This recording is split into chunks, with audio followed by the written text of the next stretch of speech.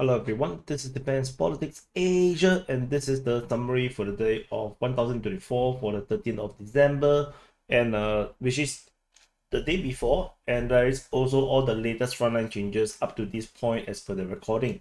So, first thing first, the Russians have launched some massive drone and missile strike on Ukraine. According to the Ukrainians, there is like 4 Kinzhaus, 2 Iskandars, 1 KN-23, 55 KH-101 or KH-55, 24 calibers, 7 Iskandar, 1 KH-59 or 69, and 193 Shahid drones. It's ridiculous. This is massive attack. So the total of 287 projectiles. So this is a pretty big. This is probably as big as I can ever remember. According to the Ukrainian Defense Ministry, they say the target is mainly aimed at the energy facilities. So, and they claim that they have shot down over 81 missiles and 80 UAVs. And which is pretty curious because do they really actually have this much air defense systems to actually take down so much missiles? I really have no idea.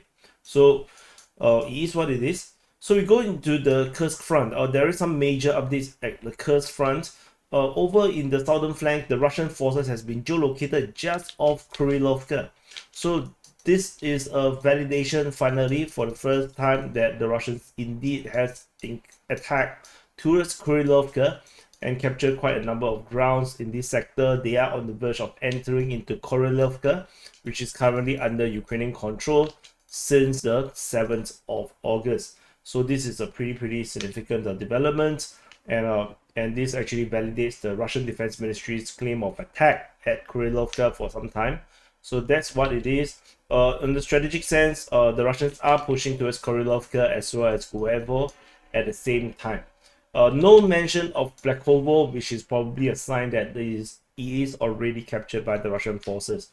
In the rest of the Kursk front, we have the usual. The strategic situation did not really change. On the eastern flank, we have fighting reported at Martinovka, and on the northern flank, we have Starian, Novoskina, Krylenkoe, and on the western flank, there is fighting reported towards Viktorovka, Nikolsky, Leonidovo, Lebedevka, Spediklovo, as well as Nikolaevo Darino. So this is and the arrows does look a bit more simpler. Ukrainian forces are geolocated north of Novo Ivanovka as well as on the regions around Starias, Novoskina. So that's the current situation in this eastern northern flank. The Ukrainians seem to put most of their effort in defending this line around here, which is probably why the Russians have breakthrough in the south. The southern flank is more difficult to defend. It's very foresty, and there's river going around, so this is a bit more complicated to reinforce and resupply. So we move into the Kharkiv front. At the Kharkiv front, we don't have much. We only have fighting reported at Voschansk, according to the Ukrainian Defense Ministry. There is no Russian Defense Ministry report for the SMO itself, because they are doing the weekly summary. We only have information for the Kursk front, which is what I just reported. Over the Pischane front, Russian forces attack at Koliniskivka, Zarizove, as well as Vohoslavka, and fighting is also reported at Luzova. So tentatively, no much updates regarding this sector. In terms of the frontline changes, it's mainly just the strategic situation around this sector. Over in the Borova front, there is fighting reported at Zelene High, Nadia, as well as Cheniskina. For the first time, we have the mention of Shikivka. This is mentioned by the Ukrainian Defense Ministry. The first time we have seen this town being mentioned. So the Russians definitely have pushed on from the Kopanki region and moving into towards Shikivka region. And this confirms the Russians' intention to go for Zelene High, Shikivka, and leading all the way up to Borova, which is where the next major crossing is along over the Oski River. So the winter doesn't seem to have stopped the Russians in any shape or form. The Russians continue to push because the winter is going to destroy them. Like I don't know. The mainstream media say that the Russians cannot stand the cold. The cold is going to destroy them. Yeah, yeah, yeah. Russian forces attack at Kharkivka as well as Makiivka. That's all. And moving into the Crimea front or the Liman front, fighting is reported at Trny, Zarishny, Torske, Dibrova, and there is also mention of fighting at Kharkivka and Bilohorivka, which is part of the Sivers front. So nothing particularly special. The previous hype on the Serbiansky forestry was not mentioned at all. So there's no more fighting at Serbiansky forestry. So there's nothing else on the Sivers front except for the fighting at Bilohorivka. We move into the Bakhmut front. There is only fighting reported at Chasivia. There is a geolocation of a armored vehicle hit by the Russian FPV drone. Otherwise, that's all. You move into the Thorax front, which I no longer want to call it the New York front because New York is irrelevant right now. At the Thorax front, we have fighting reported at Didievka and Thorax. For the first time also, just now there was a Shikivka. This time around, with the first time we've seen the name Krimsky being mentioned by the Ukrainian Defense Ministry. This is the first time we see Krimsky being mentioned, which means that in this sector over in the Thorax sector, the Russian forces have made some advance, probably coming from the east, I would say. If not, then the Russians have made advance within the center part of Thorax, moving towards the Krimsky neighborhood of North Thorax. So very, very interesting. I don't even exactly sure where do you start Krimsky. Where is Krimsky? You know, maybe it's this road. Maybe it's this road. Then this area here is Krimsky. Maybe. I just think maybe this is the case. So, so that's all for this Thorax front. We move into the Pokrov front. At the Pokrov sector itself, or let's call it the Minokhrad sector. You know, it's closer to Minokhrad. Fighting is reported at Marolubivka prominent. Some major frontline change around the MKK region. I will zoom in a bit. With Russian forces geolocated on the west of Krasnaya. Fighting is reported at Lysivka and the Chanske. At the MKK region, Russian forces geolocated back at this tree line, which confirmed the Russians' return of this region and the recapture of the entrenchment west of Krasnaya. And this has been trading hands quite a number of times already. So interesting to see the Russians back again. Over on the Pokrov sector, so just now that was the Minokhrad sector. So now we go to the Pokrov sector. At the Pokrov sector, the Russian forces are fighting at Techansky. Lysivka was mentioned just now already. Fighting is moving towards Zeleny, Berezhenia, and at Shevchenko, there is some major updates as well as Russian pushing towards Pischany, and fighting reported at Novotroitsky region with the Russians capturing Novotroitsky. So at the Shevchenko region, let's zoom in a bit. The Russian forces have taken the entire eastern part of Shevchenko, with the Russians advancing in this direction, securing a very, very strong foothold to attack towards Pokrov. And they are also advancing towards Pischany through the tree lines, which the Russian forces are geolocated within Shevchenko itself. For Novotroitsky, as I mentioned in yesterday's SITREP, the Russians are on the verge of capturing it, and indeed this has happened. Russian forces have captured Novotroitsky and are completing this capture. And actually, there's more captures to come as we move towards the Kurakove or USPENIVKA region. So we move further south at Pushkine, as I just was mentioning. Russian forces have captured Pushkine, with Russian forces advancing westward further from the Pustinka region and capturing Pushkine, moving towards Novo-Olenivka. So the Russians captured yet another settlement in the Pokrov front. In the northern part of the Kurakove sector, Russian forces are fighting at Zoria, Sonsevka, Sariterny, and Dashne. So that's all, nothing particularly special around this sector. Within Kurakove itself, Russian forces have advanced.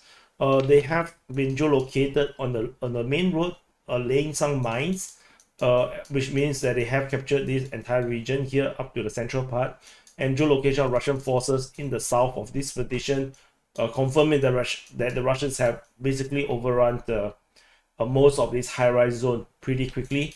Ukrainian forces are now getting pushed out of Kurakove. Half of Kurakove has been lost, and we shall continue to watch, see how this continues to play out at Kurakove. In the south of Krakove, the Russian forces, according to the Russian mapping, has claimed to have taken all of the southern part of Krakove. This is just a claim by the Russian mapping, so just take it with a pinch of salt. We move into the USPENIVKA front. So at the USPENIVKA region, this is a very lot. So I talk about the strategic situation first. Russian forces have taken Darny. They have attacked in the region of Darny. Fighting is now at USPENIVKA with Russian forces geolocated in a new position. And according to the Ukrainian mapping, Romanivka has fallen, Yelizavetivka has fallen, Zeleny Hive has fallen. Geolocation of Russian forces in the new location in Hanivka, confirming that the Russians have advanced. All of this eastern part has been lost. And there is also major advance in the Trudove region. Ukrainian mapping has confirmed that the Russians have captured all of the ground east of Trudove. The rest, this piece over here, the highlighted one, this piece over here is the Russian claim. Everything else is actually confirmed captures. So we're going to zoom in a bit. I think this is very complicated. So geolocation of Russian forces at Yelizavetivka, raising the flag.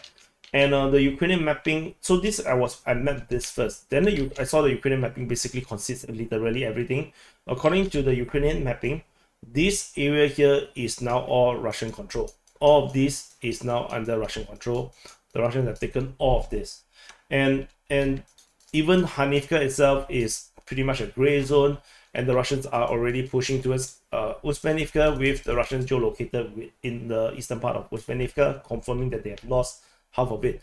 If you look at the Russian mapping, they are even more bullish. They say that the Russians have taken half of USPENIVKA and they claim everything. Everything east of this position is all taken by the Russian forces. So this is the important thing to note. In terms of the two different mapping, it does look everything is red here, but actually no.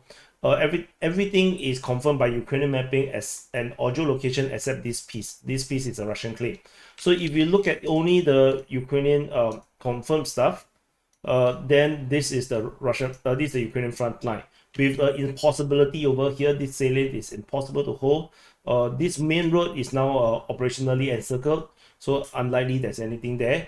And this is the only road. The region north of Trudove is the only place that the Ukrainians most likely to still have presence, as well as within the western half of USPENIVKA. This area here is unlikely to have Ukrainian forces, so just to put this out. Over the Konstantinopolsky, the Russian forces have advanced in the central street, moving northward, cutting the Ukrainians, if they are still there, into half at Konstantinopolsky. There is a crossing in the north, so that's important. There's another crossing on the east and a crossing on the west. So it's not the end of the world. All the forces could still redraw, regardless where they are. So it's not that bad per se, but yeah, the Russians are pushing back through. I believe that for Konstantinopolsky, which is just a matter of time. Over at the Constantinople sector or front, we only have fighting reported in the Sukyali region, with Russian forces advancing slightly over on the eastern part, capturing the entire eastern part of Sukyali. The Ukrainians continue to hold the northern part, but I think that they're going to abandon the position pretty soon because of the collapse over in the USPENIVKA salient. This area here, I've been waiting for this moment, because this is just logical that this is going to happen. Finally had happened, the collapse of the salient. We move into the Velika Novosilka front. Over this sector, Russian forces are focusing their attention over towards Nekushny, Starozove, Makarivka, and there is fighting reported at Blahodatny. Russian forces have taken all of the eastern bank of the Mokriali River along Blahodatny region. There is also fighting reported at Novodarivka. Frontline changes marks that the Russian forces have advanced in the direction of Nekushny and Starozove, as well as Makarivka, and this Ukrainian salient is getting thinner and thinner. It's getting more and more impossible. I think they will abandon Makarivka. They have to redraw because this salient is just impossible. This is a major risk of encirclement. So If you zoom in, you can see that there is only one road. This is the only road leading from Makarivka to Sterizove, and the Russians are really close right now, super close. If any Ukrainians are defending at Makarivka, they are they are taking the risk of Russians actually attacking and cut off the road. So I don't think the Ukrainians are going to hold Makarivka anymore. I think they're going to withdraw to Sterizove, and actually do a defense around the Sterizove region. I think this is the only logical thing to do until the Russians attack into the rear positions to Nekushne, then they will have to abandon Storizove. So anyway, that's the current situation in the Veliko-Novosibirsk sector. And we move into the Zaporizhia front. At the Zaporizhia front, we have no reports of fighting. There is geolocation, however, of Russian forces in a new location, which I forgot to update the map. Give me a second. So I've updated this mapping. So this geolocation confirms Russians have advanced along the road in the south of Novoandreevka. So this is the advance in this sector, in the Orikhiv sector. So but there is no official report of fighting in this region here. So the Russians advance in the Novoandreevka region towards Orikhiv, and then there is geolocation of Ukrainian forces at Stepno Hills getting hit by a Russian airstrike. So, but that's all for the Zaporizhia front. And finally, we go to the Kherson front. At the Kherson front, we have fighting reported in the Dnipro direction. So, but that's all. We do not know where the fighting is. So, yeah, just use your imagination. And yeah, and also not marked on the map was that the day before the Russians do this massive strategic strike on the Ukrainians actually launched a major drone strike in towards the southern part, in the Taganrog region, in the Vostok-on-Don region. I'm not sure if it's related to this previous strike on the air base, but maybe it's not. But the drone strike is massively dwarfed by what the Russians have thrown at the Ukrainians. So anyway, that's it. So thank you for watching. Press the like button, subscribe, and yeah, subscribe, press the like button. Let me know what you think in the comments. The video productions nowadays are still pretty slow because I'm still trying to settle into my new place. So yeah, prison is not a not an easy place to make a living. I mean, yeah, I'm totally not caught by the SBU. And anyway, thank you for watching. I'll see you guys in the next update.